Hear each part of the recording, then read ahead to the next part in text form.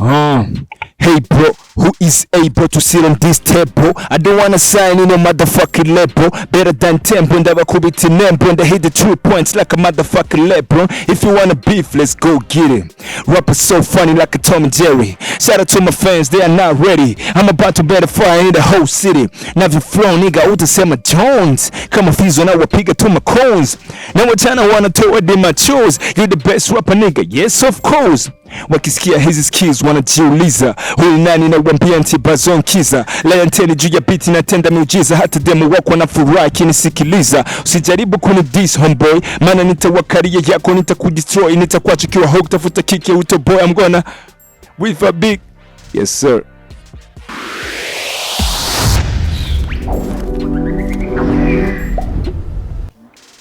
Nikaze inshuti mukunzi biganiro cya hano kuri The Real TV show nkuko sanzwe bizi ni cyenye na The Real ndakuzana abatandukanye ibitandukanye ahatandukanye nkuko sanzwe bizi kibanza ciza ni Samuels Hope nkuko tubibona ko masanamu dufatigwa na Tirwa Gasore nkuko nabikubwiye asanzwe afata amasanamu asanzwe kandi anafata amafoto y'abufise mariage diplome dote n'izindi manza zitandukanye ukeneye kubona ifoto zizozira kwibutsa ubwiza urubanza rwawe rufise bisaba yuko ucamagara Tirwa Gasore kugira ngo ibintu bimeze neza ukazimira urazimbwa kandi urahomba ariko kandi ndi kumwe n'umwe waririmbyi bakora umudiho wa rap ameze neza cyane look mubonye hano imbere yanje ukaca wumva ingera ririmba guys muraza kuba shocked sana indirimbo yiwe ni Nyamba mutanzi murabaza nije wa musore wo muri mukaza ndafise swed nashaza akarere kose nije ndakaganza banyita rap state wa musaza wa wundi yishikiye mu kibanza haca haba mu dimwe yakaja genda denze ndakaze nemba mutanzi murabaza yo murabaza kuri street who's the best bazobabwira ko ari GQ to be honest utazanya ka notice inishura request kuko shaka kuba boss mere nka Kanye West urashaka kubaza abani gani jewe nzana kabigani jewe ndapa bagahaguka ngo bari gingyazina ni GQ ni gawe uzanye bifu no kujya kuko sinayivuza amasinda y'icumujya nakuguguma cyara mvuni kino gisata cy'umuziki wese Peace Christophe Matata biragoye cyane kugira ngo uronke icyata nk'igitutu ndakibona sindagifata reka tuyage kwanza nk'abashinga ntaye mbega hip hop yacu ni hiryo bigwaye no kubura ubumenyi cyangwa no kubura umutahe reka ndayishayure kuko sanze yarashaye I'm the rap machine gamara human kuba nkoze ibi bintu sikugira mvume ngira ncana baraperi hama vyuma vy'umumami yashitse kuri mic abandi ni munume yes sir. Murabaza niyo ndirimbo aheruka gusohora yasohoye igenekerezo rya 12 ukwezi kwa kane ariko kandi hari haciye amezi abiri gusa ku igenekerezo rya kabiri ukwezi kwa kabiri yari yasohoye indirimbo yise hejuru yitwa GQ niga canke GQ TF7 canke 257 nikaze cyane GQ niga hano kuri The Real TV show bakibanza ciza Samuels Hope ya murakoze cyane yego meze neza amakuru yawe gaji ni meza nizere ko nawe ari sawa je meze neza nko kubibona nijwe urumva kari fresh safi kabisa ariko kandi GQ niga niwe yabaye winner wa competition nanje ndaririmba ya yisanamu ya byari meze gute byari meze neza abo wari ufise rappers bari bahari benshi kandi bafise flow zisara biruka hari n'abaririmbye abahibongoza bimeze neza arubizi ko umurapera ashaka kubata kibanza cyambere aya ni bintu nari niteze kabisa mvuga ko ubwoba ntibushobora kubura mugapana ubwoba bwabo ngo duhanganye ngo nakarakazi cyangwa oya ahubwo ubwoba na kutigirira confidence yuko ivyo uri kurakora bihava bishimwa canke uhava ubikora neza nyene wanagira ugira performing ari ukuntu nyene akantu kakoba kajamwo ariko maze gushika rero hajyanye wamaze kuba focused n'igikorwa urahera nyene ugakora nyene kandi bikagenda neza mvuga yuko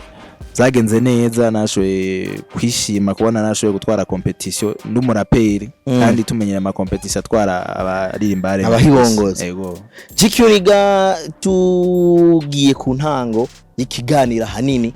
kiyagucacisho no mose GQ niga yo kwidondora gute ku mwumvise ubwa mbere shaka kumubona ubwa mbere atabonye competition zo muri sana mu ngo amenye izina giye amazina nahawe n'abavyeyi nitwa Irankunda Jacques hama stage name ni GQ navuga yuko ya TF7 ni 257 ni cerekana yuko ndi muri wo mu Burundi ndi Murundi rero kaya kantu kazi karacanga abantu sanze izina nitwa GQ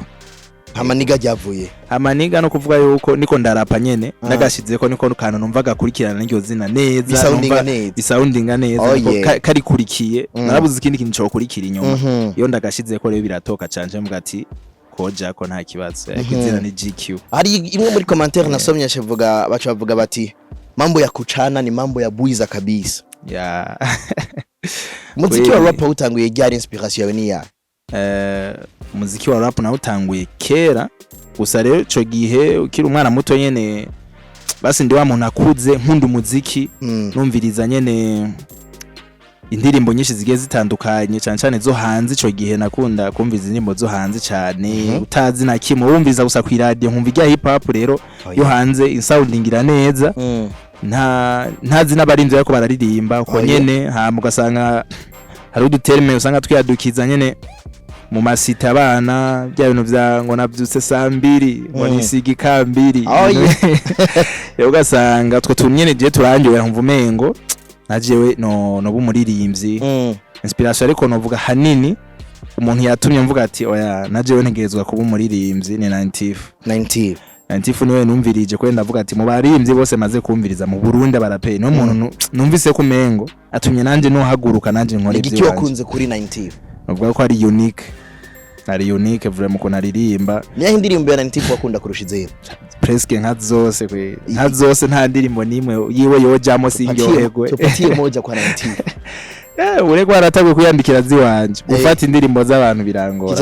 birangora usanga nyene lyrics ntazibuka neza ariko 90 shout out kuri we niwe muntu yanyespiye ijyambere ariko aho nyene sinigeze ndonka nyene courage kwiye kuvuga ngo nkore undi muntu yaci atuma nkora kuko we twarihuri nyine arambwira ati peti yangu rabukore birashoboka respectable man ne twahuye aranyumviza avuga ati ubandanje byo bavyiza ukore nyene ukore ubijemo nyene serie ubifate nk'umwuga nawe ndamushimira ko nawe nyene ari mu bantu numviriza gose nakunda cyane rero duce duhura akaca bimbwira byarampaye ingufu zo kumva yuko nanje notangura gukora kwa pimora ko inyandiko yiwe nko benshi bakunda kuvuga yuko afise inyandiko imeze neza inyandiko yiwe vraiment nta n'undi muntu navuga yuko boyinganya arandika neza cyane biri mu bintu byatumye mu baraperi wahondaguye amenyo n'amajigo uramenagura amavi mu ndirimbo yawe murabaza biri mu byatumye utabaririmba bo ngo bakora amavuta ndafitiye respect totale Taro kuvuga ngo nugutinya canke iki oya ni kwa kuntu nyene nimba numva umengo nta izo nguvu naho zova zo kuvugira ngo ndabacane cangira iki oya ko ni kwa kuntu nyene noba nihekuwe mu bisanzwe ego canke ni kubera ko harimwe baraperi rimwe na rimwe bagiye guhibongoza bo batigeze babivamwe bari abaniga oya si ico kibazo ko guhibongoza nibaza ko ataco bitwaye kuko muziki n'umuziki ko nkubiyo mvukira muri Kongo mba ndirimba rumba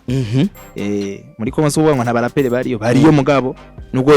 yo rapa gute ntashobora kubura gukatika ntashobora kugira iki urumva ari ibintu nyene umuziki turi muri Afrika tugeza gukora umuziki nyafrika ariko inspiration ikujemo niyo korerako bivanye na target cyangwa vision ubufise urabaye uwa mbere mwihiganwa rimwe abarimvyi batandukanye baciye mu Eglise baraperi bakaza bapetira abonye bava mu Kanyosha abamaze no gutwara ama competition urabaciye kurabaye uwa mbere after wari wiyumvira iki plan zawe zabaye izahe nkujya mwanya ucyumva ati GQ niga no mu winner wumva yuko ugiye gukora iki nyuma ya competition numva ko mfisa akazi kanini ko ntagiye kwicara kuko ijya ni charge ibigiye ku mutwe wawe utegeza kugendera iyo kamba nyine hawe utegeza kwerekana yuko ikamba baguhaye uri kwiyuremera uko ico ukoze novuga yuko muri competition ivyo wakoze kugira uhashike ni bito kuvyo ugiye gukora kugira ngo ubandanye werekana yuko ico kintu wari ugikwiye rero niyo mpamvu mubona nkora cyane ndabishiramo ingufu nyinshi kuko nakigenda ciye niyo ndaciyumvire ko navuga ati no competition nayo twandi umuraperi mu bantu bangana kurya baraperi bakomeye babizi abarimba bahibongoza nyene kumva nyene amashel de poule bavuga ati abarimvyi barenze gusa hamwe nkashobora kuwa mbere rero nigezwa kubigendera kugira ntihagire umuntu ngwisha yoba yararavye higanwa akavuga ati no muntu akambona mu kintu ntave abadesi cyangwa ambure mpamvu nigezwa kuguma ngwana kugira ngo kugumushira mu ingufu iyo titre yego kwigenekerezo rya 20 kwezi kwa kane umwaka wa 2023 ntwari bwashira indirimbo nimwe hanze ariko warahawe amahirwe uricarana no muririmbyi Munago hamwe na Big Fizzo murandika indirimbo Ngangari. Fizzo kukurondera kugira ngo mukore indirimbo vyaje gute inyuma yuko yari umujaji muri competition? Vyagenze gute kugira ngo wandike indirimbo ya Fizzo? Yarakurondeye vyagenze gute? Rero mvuga yuko ngenda ndababwire nyene exclusively ngene vyagenze. Okay. Ta undi muntu aravyumvana kandi ariko kuri kwabaye. Usanzwe programme bari bayifitaniye na Munago. Jesse narindimo mari kwandika indirimbo. Oh yeah. Barafitaniye na Munago programme gusa nyene kwa kuntu Fizzo nyene ari umuntu yumviriza ama idea y'abantu ashobora kurengagiza icyumviro cy'umuntu. Rero je nyene naricaye muri studio cyane yumvira ati ashobora kugira ico nkoze nyene ndabaza ati hari good man hari kibazo nta kibazo ati gira twumve ize rero agira aba impression avuga ati wow kantu ka fresh. Okay. Cadukora uko ucikora uko kubwawe kumva ko Fizzo yemeye ivyo wanditse watashumeze gute? Utakwera ugira umuvyeyi te wana tikweri tinakoze ikintu something big nimetia kalamu yangu pale gusa nyene navuga ko atari ni mu bisanzwe si wowe bumufashije hago ni wabagufashije abatanze ukuboko kugira ngo wowe bumve impano yawe. Yego mu bisanzwe ni ko n'umuntu amaze ibintu amaze kwandika wowe bishira nko mu mpapuro akabikwikoreza niho haguruka ya mvura yagwa ryari. Urumva rero n'umuntu ugerageje kuraba Fizzo n'umuririmbyi yakuze Munago baby bamwe muri twebwe ntibamuzi kuko abanditsi benshi ntibazwi. Wowe kwandika indirimbo ya Big Fizzo maybe tutazi % waguhaye canke wanditse mwe ngene ngana ariko urahawe ubwo bwizigirwa urandikiye umuntu nka Big Fizzo amaze imyaka irenga 20 muri game nta ndirimbo ya urasohora uretse yuko akuze muri competition. Sinovuga ngo maybe ntari sure yuko yari bahati bwa bundi uvuga ati ndakaniye competition lazima niyandikishe na mubajama ili nilete mistari mikali mugabo uraje uranditse indirimbo irasohotse indirimbo almost iri hafi go kwiza umuriyone bifisa abantu ibihumbi amajanidwi barenga hakaba hari mu izina ryawe utarasohora indirimbo kubgawe vyakwigishije iki? Byanyigishije uko Big Fizzo ari umuntu agira abona impano mu muntu cyane gose byihuse ashobora kubonamo ikintu kandi akakwizera nyine akaguha iyo opportunity akubwira ati ukore. Rero mvuga yuko byanyigishije kubona yuko mukuru ashobora kuba akanya muto kugira ngo nawe ashobore kwisanta yuko afise agaciro kuko ibyo nyine ibintu nyine usanga biguha agaciro ku buryo n'undi n'umuntu akubonye muri description ashobora kuguha nyene yindi valeur nyene ko ni bya bintu nyene usanga tari bya bose. Rero urinze wizegwa na Big Fizzo kagoye opportunity akumva basi ibyo bintu nawe yo bidirimba nibaza ko ari ikintu ciza gose. Ego reka twigire mu bya kubo akugenekereza rya kabiri ukwezi kwa kabiri wasohora indirimbo Hejuru. Ya mu ndirimbo ubona yuko abaraperi bayakiriye neza nabonye challenge ya B-Face and the Flow nibaza ko rumwe mu baririmbyi ba supporting ibikorwa byawe naho mengo si abaririmbyi ntibakunda kuvyerekana cyane. Last time n'indirimbo iheruka yarashize kuri story aho yanditse amajambo nza gusomera abari ko baratwumviriza bivanye n'ikibazo mfisaho urasohoye indirimbo feedback zagenze gute z'indirimbo Hejuru inyuma yuko wandikiye Big Fizzo urasohoye gwawe inyuma y'umwaka abantu bakwakiriye gute feedback waronse mu kibano zari zimeze gute abo mwari kumwe muri competition nimba mwaragerinze along of course na bamwe mu bantu bakuzi kera tarafata decision? Feedback kweli yari imeze bien ku mpande zose. Umuntu wese abonye indirimbo yaca yiyabona akaca gashira ko like hamwe na ntuze n'ababone bagenda babangabanganya. Urabona yuko abantu igikorwa bacakiriye neza umva ukibonye wese kiretse nukuvuga nuko kitashoboye gushika kure nyine gose ngo gishike abantu bose bakurikirana umuziki mu Burundi n'abari mu Burundi n'abatari mu Burundi icyarimwe ariko uwari kuyibona wese cyangwa utayibonye ndisire ko iyo ayibona nawe nyine ari kugikunda ari kugera kure gose ariko aho yageze abayibonye bashoboye kugibona presque nka bose barayikunze. Ama feedback yaranshikiriye ama comment ko mwabivuza abarimvyi bagiye batandukanye baragize commentaire ni indirimbo mvuga ko yafashije kinini ko niyo nahereye ko yatumye nshikana ababone bashika ku 1000 ku bintu bitaba vyoroshe ku barinzi bagitangura ari ugitangura usanga bigoye ugasanga promotion ko umva abantu ntibaba bakuzi ukuvuga ni indirimbo ikoye introducinga mu bantu rero abo yashoboye kunyantroducinga ko bake nivuga ko ndabashima byiza barakoze cyane ko nabonye urukundo rwabo ko abantu bakunda umuziki wa hip hop ahubwo babuze abantu babareyo hip hop ikenewe yego babura hip hop ikenewe Big Fizzo yaronse message yiwe inyuma yuko mwari mufise ibyo mwakoranye inyuma ubanze gusohora indirimbo ya kuri indirimbo ya hejuru oya nta butumwa bwiwe na waramurungikiye ariko link ubwo nimba ari ikintu cyanze nuko abaririmbyi kenshi bakiza avuga ati umuntu wese ari muri entertainment lazima nimurushie musanzwe ukuntu bimeze indirimbo yayumvise itarasohoka turi kumwe muri studio feedback yarazimpaye hari nyene turi kumwe muri studio yego yaragize reaction yuko n'umuntu atirengagiza ikintu gikaze rero baza yuko byanyuma kuri YouTube cyangwa ngo yarayipostinze kuri ntuze ya igiye ku ma platform yayipostinze umva bijya bibari ibintu nyene byo umusanzwe novuga gute ni muhira nta need hari yo kuvuga ngo umurungikire link cyangwa ko kintu abasanzwe akizi abasanzwe yarapostinze ku mbuga yiwe ya urubuga rwa Facebook cover yantuze ya ma platform indirimbo ko yagiye ku ma platform yongera ashira ko na link irungika abantu muri page wanje amushimira umva ko ya supportinze bisigura ngo ikintu Big Fizzo yakoze kuri GQ cyari gikomeye cyane nyuma yuko yamuhaye opportunity yo kwandika indirimbo yego ugerageje kuraba hari bamwe bakwita umuririmbyi wa Bantu Boy ibigutsitaza ntibituma hari inzira bizibira usanzwe ico rero hereje kuvuze nibaza yuko ari ico hariho inzira nyine ubundi zizibirwa ari abantu babona umengo uri muri Bantu Boy cyane baba bafata nk'umuririmbyi wa Bantu Boy babona bitunga babona ati aha nta nikindi kintu twakorera no muntu rero mugabo si bibi kandi ntaco bintwaye jenda byakira neza ko urumva ni si bya bose niteka umuntu akwise umuririmbyi wa Bantu Boy kandi novuga yuko ni family niho ndiko ndafashirizwa hamwe na isanamu media hamwe na Bantu Boy bafatanije bivanye na competition projet ya competition y'umuntu yatsinze ivyo bategerezwa gukora kubera bitarahera novuga yuko ndi muri izo management kugira ngo bashobore kumfasha gushikana ivyo bikorwa by'iwanje aho bitegerezwa gushika yere bishike kure no vuga yuko umuntu avuze ko ndi muri Bantu Boy ntaba yihenze canke uwo muntu aba yumva ataco yumfasha ngo ndi muri Bantu Boy nibaza yuko uwo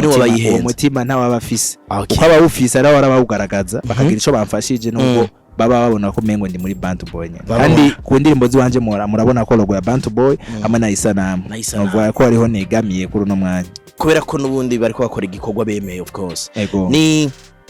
urasohoye indirimbo irasohotse inyuma y'amezi abiri just one time cyukubita this track y'iminota 10 wise murabaza indirimbo wahurutuye abaririmbye barapere urahongora amenyo bamwe n'amavi urakubita abandi barungika guhiganwa n'umurapere w'ubuhanzi Stilozof wumve zari bimeze gutegaji kugira ndike indirimbo ugafata abantu mu minota 10 ugahongora amenyo bose ugatereka ngaho ukavuga ati upinze urabaza shaka uze ngaha tugire bato warufise target yawe yuko indirimbo murabaza n'indirimbo navuga yuko nafashe umwanya ko mushobora kumva mu majambo arimo nta kosa narimo toramo muri mu nyandiko nafashe umwanya nditonda ni indirimbo nanditse muri struggle nshobora no kwandika ndi mu nzira ndiko ndagenda canke ugasanga nko mwijoro nkuba nk'abantu baryamye ugasanga niko ndandika ndi hanze imibiri kirangira niko ndandikiye mu nzu no hava sanga niko ndashoutinga niko ndavuga bigatuma abantu ngora abantu biryamiye canja nko hanze nkandika ngira ikimba ndimba yafashe umwanya nanditse ata mwanya basi nta mwanya nari mfise byasaba yuko ndawirondere sino yiharura kubera yarafashe igihe kirekire si kirekire cyane ko narayanditse nyene kumva inspiration kifise ubu yishuhiye nyene ushubwirwa ko kandika gusa wasanga ata mwanya mfise niko ndakora n'ibindi bikorwa ndi mu bindi bikorwa basanga binsaba yuko nandika ndi mu ngendo ugasanga uri nko mu mudugu uri kuragenda ukagenda urandika basanga ushitsi ushikushike mu ndi bikorwa ubanza urabiretse urabicumvira ndagifise mu mutwe nkaca nguma ndaciyumvira kugira ntihave kincika ariho nivyo nagiye byagiye bincika nkavyibagira basi nyene sinayanditse ndi stable ndahantu hamwe rero novuga yuko biriko biranshimisha ukuntu iri kirakirwa neza biriko biranshimisha ukuntu iri kirakirwa neza Kingorongoro ubuheruzi yashize yapostinze ifoto acavuga ngo kumbe wansabye ifoto kugira ngo uce kuntuka, ariko numwe mu bantu ubona yuko bashize ko commentaire nawe ucura mwishura ngo big bro, abaririmbyi bagenzi bawe bajya cyane cyane bajya baririmbyi bayakiriye gute? Uvuga ko la plupart y'abaririmbyi na disinze ntibabyakiriye nabi. Umuririmbyi babyakiriye nabi no utazi ico hip hop ivuze, no utazi ico challenge ivuze mu mudiho wa hip hop. Rero benshi ababitahura baravyakiriye neza mu maso yiwanje cyangwa mu maso y'abantu abitwereka, maybe ko shobora gusanga yari nk'umuhari tutabizi mugabo niyaga mugabo ni byiza ko naje rya ndirimbo ko ari nkaje nkayumva nk'umuntu yadisinze kurya ahubwo vyo mpingoga vyo manyene abantu kuvuga atana je ntegeza kumwemeza, ariko umuntu wese afise gahunda ziwe sico ndabasaba ngo bansubize ku nguvu canke iki oya, umuntu wese afise gahunda ziwe akora, ariko kuba baravyakiriye neza bamwe ndabashimira kuko si ikintu coroshe ko umuntu ashobora kugira ko ica kuvuzeko kandi kiboneka abantu bose babona ko ari cyukuri, hama ukagira izo nguvu zo kugipushinga nawe ukagipostinga. Rero kingorongoro novuga yuko nawe ari mu banyeretse uwo mutima muri commentaire yose yarakomanse baze yuko ari one love, nta nzigirimwe abafana bo babona umengo tunahuye ngira byo bari ibintu birebire mugabo ni ibintu bisanzwe nako no ku mafoto kenshi yo duhuye turafata amafoto tuba turi kumwe sometimes duhuriye nko mu bikorwa nko mu ma interviews canke mu ma show, ibaza yuko nta kibazo na kimwe gihari, ahubwo twe tuba dushaka kwishavu rigaragarira muri studio, apana nyene ngo ni ibintu biri mu mutima ngo ni inzigo canke iki, wapi ni juste gusa kuryosha game ya hip hop mu Burundi. Bifisi yanditse muri Indundi Music agira ati uyu mujama natanguye kuba umufana wiwe muri ya competition ya Isanamu cashira ko fire, ariko ngandi mu gushira kuri story yiwe apostinze link yanditse agira ati ngo aho rap ya D-Minute ndabatuye iyi rap ya Yakobo batazira GQ uturapere twose yadushize mu igunira, which means nawe yiharuye muri utwo turapere kuko harimo baririmvira mu disinze ahamagariye abantu kumviriza ingoma gwahe n'akazina kwise Yakobo ariko yikubise mu turapere. Aho byumva gute? Shout kwanza kuri tuvuge yuko wamuhonze gushika haya manika nawe. Shout kwanza cyane na mbere ndamuhe shout n'umuntu nyene atamindinga n'umuntu yimere fresh, arabonye ko yakoze na challenge ya hejuru basi n'umuntu yankurikiranye kuva muri competition n'abandi baraperi twari turi kumwe musanze uri muraperi nka jewe na jewe abona aririmbye bose aho ndabafana na jewe uri muraperi utegerezwa gufana undi muraperi mugenzawe. Rero uri muraperi ntukunde ibikorwa by'undi mugenzawe w'umuraperi, nibaza yuko guza abantu ziratandukanye, bashobora kuba udakunda ivyakora maybe kuko ngira atarizo guzi wawe mugabo uri umuraperi ko umuraperi n'umuntu azi umuziki muri rusange uri umuraperi ubuzi umuziki yose kandi utegerezwa kumenya tuno muntu arashoboye cyane ntashoboye. Rero novuga yuko ari kumenya umuziki mwiza, yaramenye umuziki mwiza nshoboye, yaramenye umuziki mwiza mugabo wamubwiye yuko arushwa kurapa na Simbizo Semavuba ufati ko Simbizo arusha kurapa Bface. Novuga yuko ni exaggeration biba bikenewe muri rap biba bikenewe mugabo rimwe na rimwe urandika ibintu kubera kubibona byinshi nivyo mbambona yego byinshi nivyo mbambona kenshi nkunda kuvuga ibintu nyene biboneka twese tuba tubona yego. Rero nk'ubu nk'akarorero mvuze uko mvuze ati arashobora kurapana na Simbizi ubu cyuvuga ati indirimbo za nyuma yo kagusohora uzifatireko umva ko Simbizi tuvuze ati rap indirimbo za nyuma yo kagusohora usanga umwe hari yasohoye R&B undi yasohoye hip hop. Simbizi numva ko iryo nota bari cikanye ico nicitwa iyo nota bari cikanye Simbizi ariko Bizo wezo nawe numwe mu bantu bemegwa cyane mu freestyle yatwaye n'ama competition za Tanzania, wamuhamagariye kuri competition Bizo wezo nashatse agaruke bana wetu batumukeneye nashatse agaruke impamvu navuze ati mbe yagiye yarataherezo ari mu biki kuko urumva iyo utaherezo n'abantu ntibagutora telefone yawe itaherezo aho uri ndushaka kumenya turihe cyo bisigura rero ati arihe ntitumubona nagaruke rero pere wumva umengo baratakaye bari bikuye kugaruka canke ivyo baririmba we ntibiguhimba rubazi neza muri rap hago benshi mashaka ko bagaruka ukuvyo ririmba byose garuka tuyo benshi abantu bongere baryohererwe hip hop ko hip hop ubunyi usanga ari kuyadukiza karirimbo kamwe umuntu umwe mbere hip hop ubunyi iri mu bantu bataba banazwe ariko abo tuzi canke twakuze twumviriza kera basanga nyene maybe ngira kubera imvo z'ubuzima naho ba blaminga mugabo hip hop uyikunda ikore nyene kubera uyikunda ugaruke muri game yongera iryoha. Satbiwe amurongitse guhibongoza. Satbiwe numwe tumuzi nk'uwatanguye game ari umuraperi uretse yuko ivyamuhiriye yari R&B. Kweri ki wahondaguye mwene data nkagwa gasore. Wewe bisigura ngo indirimbo ntayo wemeye canke musanzwe ukuzi Satbi muri rap su ujya wumvise muri nkagwa gasore. Kweri nta munsi numwe arigera nyemeza muri hip hop. Mugabo ivyakora ndabikunda nkawe. Hawe ko urumva ijya niveau yiwe ari umuntu aririmba R&B ni niveau nziza saba aririmba R&B bose boyishobora. Ubu niyo uzana nka Kidumu ngo rapa usanga nyene Satbi yumva nyene mu bantu baririmba R&B barihagarara ko vraiment kandi arerekana ko hip hop ayikunda nkuko yahoze ayikora kera novuga yuko basi ibintu akora je ndabishima ariko niveau yiwe nyene ayigiye mu baraperi aje ati jenje mu baraperi kweli acha subira kuyikora mu gahogo nico cyo nyene yoshobora kweli ariko Bface toujours je ndagarutse kuri Bface wamubwize uwanyuma muri rap isigura ngo Satbi baramurusha. Satbi honyene yavuze mu ndirimbo yiwe ati ni just one song sinabinjiri just one song yahamagaye Bface Fabilove na Fizo isigura ngo ukumbuye abo bantu muri rap si GQ gusa na Satbi yarabakumbuye musanze nyene nabo nyene namushizemo kubera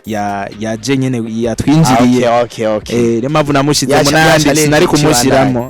kumushiramo namushizemo kubera yagize naho nyene sinamutevyeko musanze nari kumukorera indirimbo yoye mugabo amaze kuyiexkiza akavuga ati sinabinjiriye ni just one song yaravuze rero ko ari indirimbo imwe wewe umuntu ashobora kumureka kagenda kadiringa n'abandi basigaye ariko kandi tugaruke kuri Orege na Kiriku wavuze ngo you are not son of God, son of Jah, you are son of devil. Kiriku ari mu bambara urushate rw'intama kandi ari novuga yuko yonye ni juste gusa kugira ama rhyme kugira ama rhymes gusa nta bintu ko uriko yaryumva iryo jambo ni jambo riremereye kubaza ririmwe inzigo mugabo nta yindi choice nari mfise mu kwandika ko this track bisaba yuko nyene ubeto na nyene ugashira muri beto zikwiye ni kabikintu cyugaye nyene kimwe gishobora gutuma basi n'uwo muntu wavuze yumva nyene avuga ati na ingia studio basi ntabibone nko kumengwa ivyo birasanze ni nko abandi bose boririmbe mugabo this track ifise imice yayo igiye itandukanye ukuntu this track zikogwa agiye mbona rero abantu nyene muri iyo misi iheze Satbi asohoye indirimbo hari abandi nyene bapetu usanga ngo bako baramwishura abandi mugabo kumva this track ibintu byose ibisabwa nta birimo ntibikwiye sanzo rero nijya nisomo ku baraperi bato nabo nyene bifuza gukora umudeo wa hip hop bigireho canka bakuze batazi kuntu bikogwa bumvize yandirimbo neza bumva imice ukuntu ikurikirana ukuntu utangura ukuntu hagati ubashiramo ukuntu heza ikiriki hajya ari mu isomo uri kurumviriza urumva yuko nyene ari indirimbo nyene ni mwalimu manake kawaida we ni teacher Orege kweri ki wamukoreye amavuta cyane Orege umuraperi Orege mu bisanzwe si Orege gusa rero nkaba Orege ba Easy Boy ngo ba Fabitozi hako numba niyumvira nyene mbafise ikibazo muri je nk'imvyo none nabaraperi ni hip hop canke nundi modiyo ufise irindi zina bazotubwira izina ry'umudiyo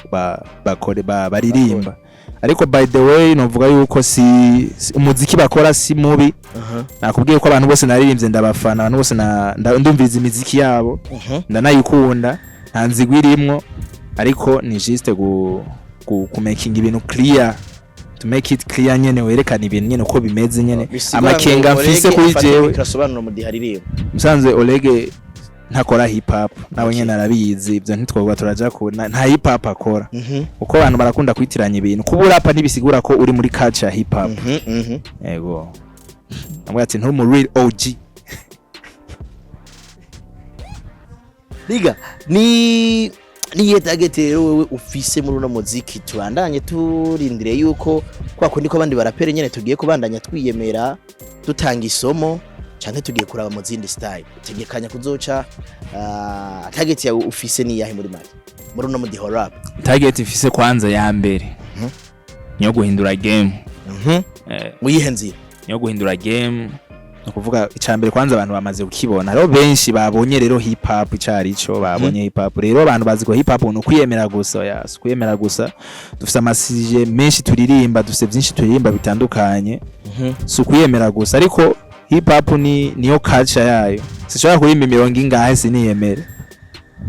rero novuga yuko target mfise hanini kwanza icambere umuntu agira abanza ahereko no guchanginga game hamigisigaye umuntu atangiye show mu bantu kuko kuririmba no hariho kwigisha abantu akaba kuryohera abantu kugira ibintu byose nyene bigiye bitandukanye urarimba ibintu bigiye bitandukanye bivanye n'umwanya ko je nkurikiza umwanya mba ndimo ko nk'ubu niho bari muri sama amace nza kuririmba ibintu bitandukanye ugikora indirimbo y'iminota 10 ntiwimvira kizorambira abantu ego vura mnavyumvira ariko confidence wacu yikura confidence nayikuye ko indirimbo ifise flows zitandukanye ifise beat kaze wari sûr kiryoshe nari sire cyane kwiryoshe abatarayibona bahamagariye abatarayibona no babwira yuko boja YouTube bakayiraba bakayisangiza n'abandi kugira bandayishikira benshi ko baraho benshi batarayibona bisaba ishikire benshi bashoboka kugira ngo bamfashe nyene ko abafana nibo batanga ijambo abafana ni bamfashe duhindure game ko sishobora kuyihindura je nyene. Hey bro, who is able to sit on this table? I don't wanna sign in a motherfucking label. Better than tempo and I could be to nempo and I hit the 3 points like a motherfucking LeBron. If you wanna beef, let's go get it. Rappers so funny like a Tom and Jerry. Shout out to my fans, they are not ready. I'm about to bet a fire in the whole city. Navi flow nigga utasema Jones. Kama fizo na wapiga to my cones. Now what China wanna throw it in my shoes. You're the best rapper nigga, yes of course. Wakisikia hizi skills wanajiuliza huyu nani na wambia ntibazon kiza layanteni juu ya biti na tenda miujiza hata demo wako na furaha kinisikiliza usijaribu kunidis homeboy maana nitawakaria yako nitakudestroy nitakuacha kiwa hog tafuta kiki utoboy I'm gonna with a big yes sir. Dusara basozera ikiganiro rero ibibazo ni one time urapikinga inyishu imwe canke ukabirojeta byose nkami bakuzaniye gukora battle na Big Fizzo, B-Face ndetse na Bizzo Wezo wohitamwe wonde kubereka abo bandi wo bareka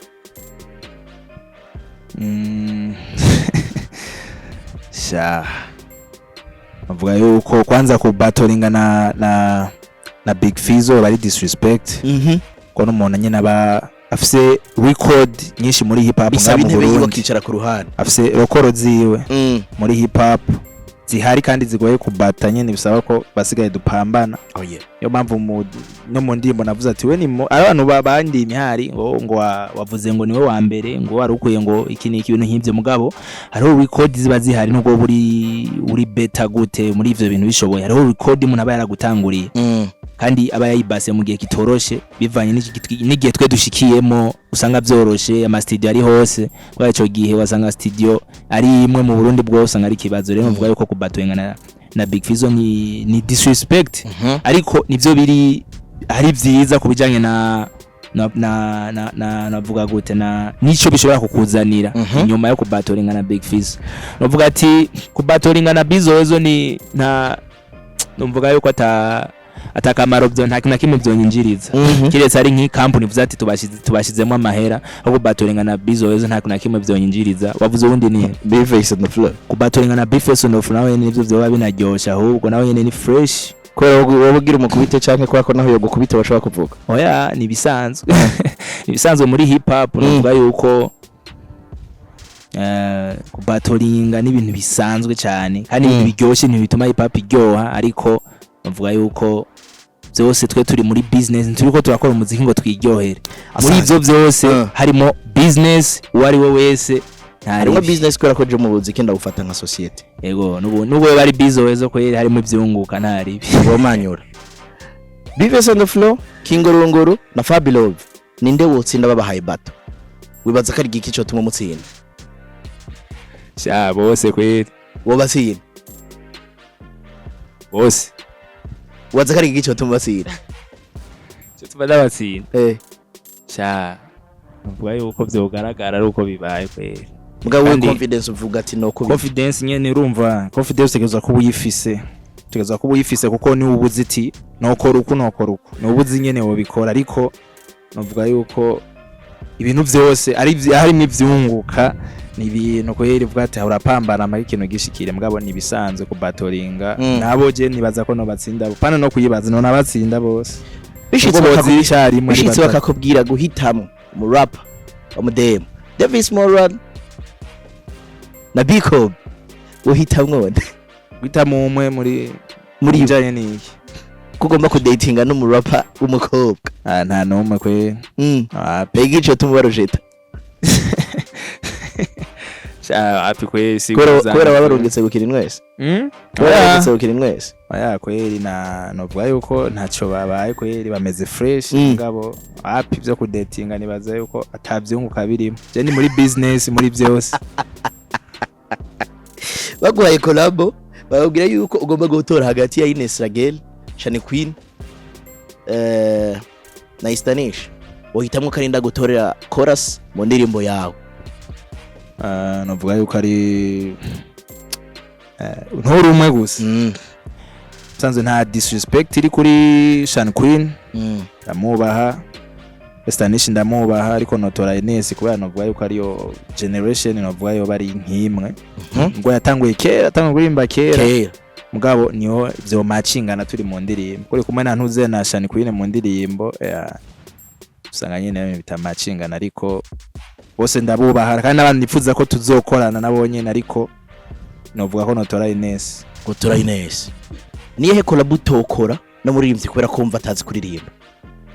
ninde muririmbyi atazi kuririmba mugafise afise izina nyene kubera ko byunguka urazi bisigaye biduza ibikorwa byacu byunguka ni lazima wari we wese twokora harimo ibyunguka wari we wese iyi music ntuyirimo kugira ngo twinezere utomurondera ngo umuhe akazi dukora nk'akazi ni collab yiwawe ntaza kukuriha ariko arafise izina kubera ko yatanze ibyunguka mugabo ntiwokora indirimbo nayo ko atazi kuririmba bibaza karinda agenda muronde sha wapi kwe ntawe mbona